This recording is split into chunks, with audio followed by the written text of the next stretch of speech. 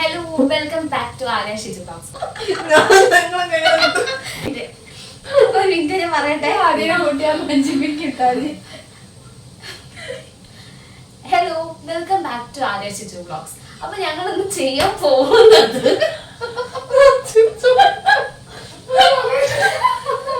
ഒന്ന് ചെയ്യാൻ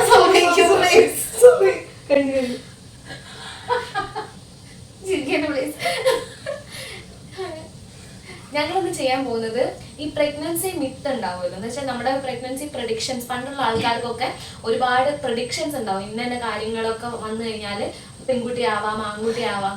അപ്പം അങ്ങനെയുള്ള പ്രഡിക്ഷൻസ് ആണ് ഇവിടെ ചെയ്യാൻ പോകുന്നത്. അപ്പൊ പണ്ടുള്ള ആൾക്കാരെ മിത്തുകൾ എന്തൊക്കെയാണെന്നും അത് വെച്ചിട്ട് നമ്മുടെ കുട്ടി ആണാണോ പെണ്ണാണോ ഇതൊക്കെ സയന്റിഫിക്കലി പ്രൂവ് ആണെന്നല്ലേ നമുക്ക് അറിയാലോ അല്ലേ? അല്ല, ഇതിലൊക്കെ വിശ്വാസം ഉണ്ടോ നിങ്ങൾക്ക്? വിശ്വസിക്കാൻ പ്രത്യേകിച്ച് അതിൽ റീസൺ ആയിട്ടൊന്നും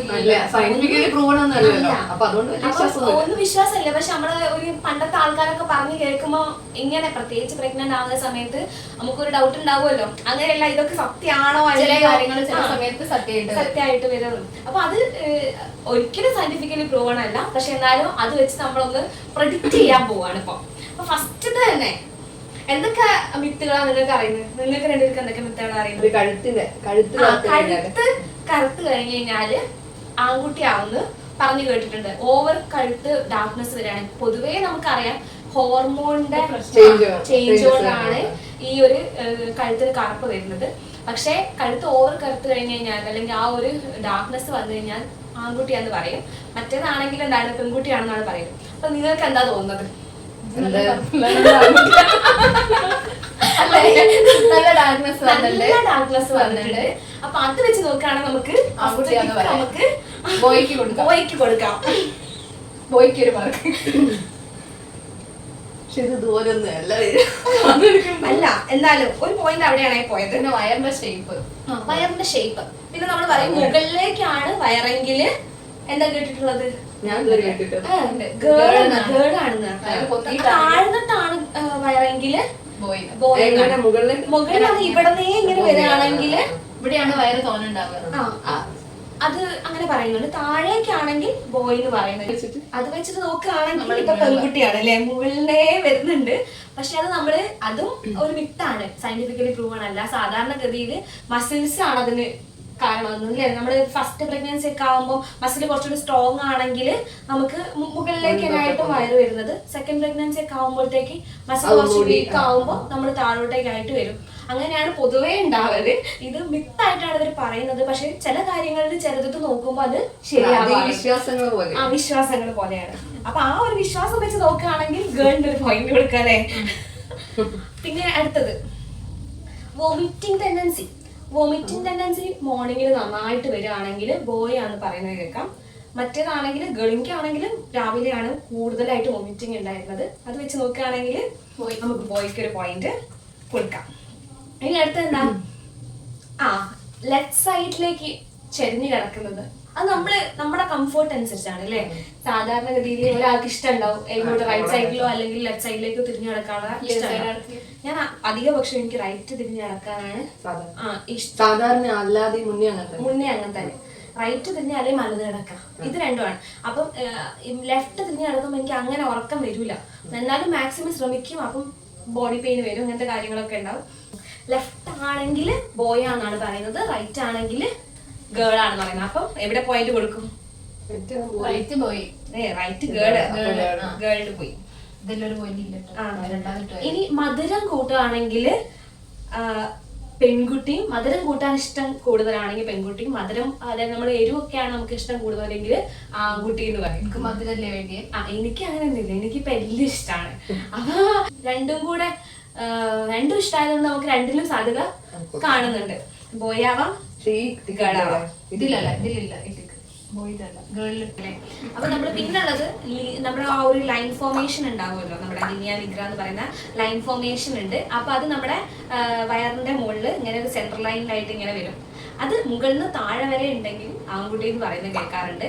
പകുതിയിൽ തൊട്ടിട്ടാണ് ഉണ്ടെങ്കിൽ പെൺകുട്ടിയാണെന്ന് കേൾക്കാറുണ്ട്. എനിക്ക് ഇവിടെ തൊട്ടിട്ട് താഴെ വരെ ഉണ്ട്.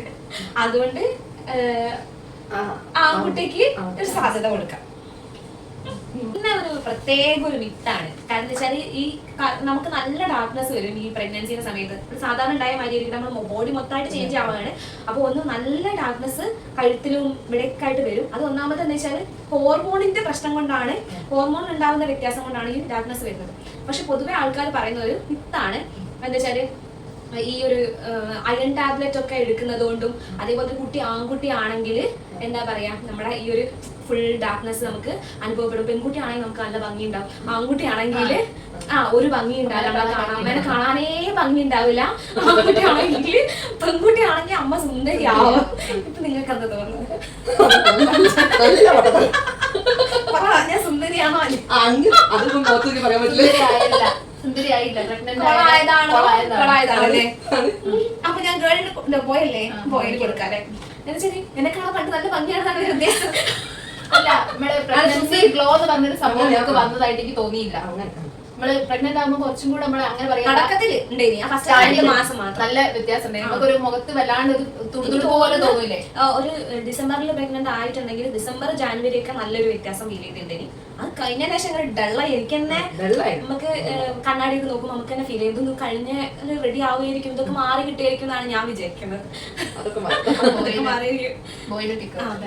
പിന്നെന്താണ് ഇനി എന്തൊക്കെ അറിയുന്നത് നിങ്ങൾക്ക്? ഇത് മെയിൻ ആയിട്ട് നമ്മൾ ചെയ്യാൻ പോകുന്നത് ഒരു ടൈം പാസ് അല്ലെങ്കിൽ നമുക്ക് അതിനോടുള്ള ഒരു ക്യൂരിയോസിറ്റിന്റെ ബേസിൽ മാത്രമാണ് ഈ വീഡിയോ ചെയ്യുന്നത്. അല്ലാണ്ട് ഈ മിത്തുകളൊന്നും ഞങ്ങൾ വിശ്വസിച്ചത് ആൺകുട്ടിയാണ് അല്ലെങ്കിൽ ഇത് പെൺകുട്ടിയാണെന്ന് ഞങ്ങൾ വിശ്വസിക്കുന്നൊന്നുമില്ല. ഞങ്ങളൊക്കെ സയൻസ് പഠിക്കുന്നവരാണ്. നമുക്ക് സയന്റിഫിക്കലി പ്രൂവൺ ആയിട്ടുള്ള കാര്യങ്ങൾ അല്ല. നമുക്ക് ഇന്ന കുട്ടി വേണമെന്നോ നിർബന്ധമില്ല, ആരോഗ്യമുള്ള ഒരു കുട്ടി മതിയതേ ഉള്ളൂ. അപ്പൊ ഇത് മെയിൻ ആയിട്ട് ഒരു ക്യൂരിയോസിറ്റിന്റെ ബേസ്ഡോ അല്ലെങ്കിൽ ഞങ്ങൾക്ക് എന്താ പറയാ വെറുതെ ഒരു അതിന്റെ ബേസിൽ ചെയ്ത വീഡിയോ മാത്രമാണ്. അപ്പം നോക്കട്ടെ എന്തായാലും ഡെലിവറി കഴിഞ്ഞ് കഴിഞ്ഞാൽ എത്രത്തോളം ഇത് ശരിയാവുമെന്ന് നോക്കാം. അപ്പൊ നമ്മൾ ഏറ്റവും കൂടുതൽ ടിക്ക് വന്നിട്ടുള്ള ഏതാ? പോയിക്കാണ്. പക്ഷെ എന്താവുമെന്ന് അറിയില്ല, ഡെലിവറി കഴിഞ്ഞ് കഴിഞ്ഞാൽ അറിയാം. അപ്പൊ വീഡിയോ ഇഷ്ടപ്പെട്ടെങ്കിൽ ലൈക്ക് ചെയ്യുക, സബ്സ്ക്രൈബ് ചെയ്യുക, ലൈക്ക് ചെയ്യുക, ഷെയർ ചെയ്യുക, സബ്സ്ക്രൈബ് ചെയ്യുക. Thank you all.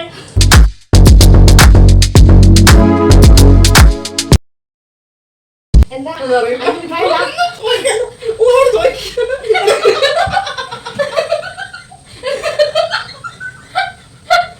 രാവിലെ മാത്രമേ കഴിഞ്ഞപ്പോഴത്തെ കഴിയാൻ